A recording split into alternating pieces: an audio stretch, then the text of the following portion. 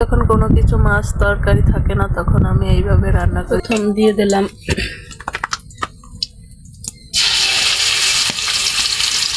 পেঁয়াজ বাটা, রসুন বাটা, জিরা বাটা। প্রথমে আমি 2 টুকরো দারচিনি, 2-3টা এলাচ, পেঁয়াজ, তেল, পেঁয়াজ বাটা, রসুন বাটা, জিরা বাটা এগুলো দিয়ে ভালোভাবে কষাই নিচ্ছি। তারপর একটু পানি দিয়ে দিলাম। এখন দিয়ে দেব 1 চামচ মরিচের গুঁড়া, 1/2 চামচ হলুদের গুঁড়া, অল্প একটু ধনিয়ার গুঁড়া, স্বাদ মতন লবণ দিয়ে দিচ্ছি। এগুলো খুব ভালোভাবে কষাই নেব।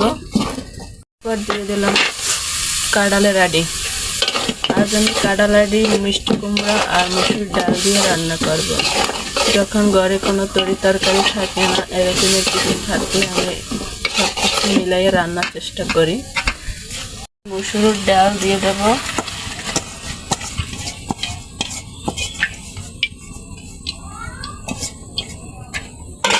খুব ভালোভাবে কষাই নিয়ে জল দেব।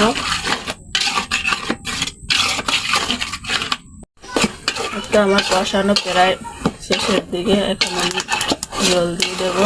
জল দিয়ে দেওয়ার পরে মিষ্টি কুমড়াটা দিয়ে দেব। মাঝে মাঝে এরকমের রান্না বান্না করেও খেতে হয় যখন ঘরে মাছ, গোশ, কোনো তরি তরকারি না থাকে। তবে রান্না করে খেয়ে দেখবেন, কিন্তু ভালো লাগে। আমার মিষ্টি কুমড়া ভাজা, সেটা দিয়ে দিলাম।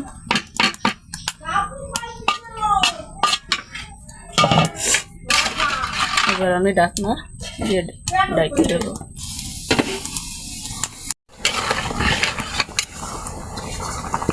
আমি এখন এক জায়গায় 3টা ধনিয়া পাতা, বিলাতি ধনিয়া পাতা কুচাইছি, এগুলো দিয়ে দিলাম।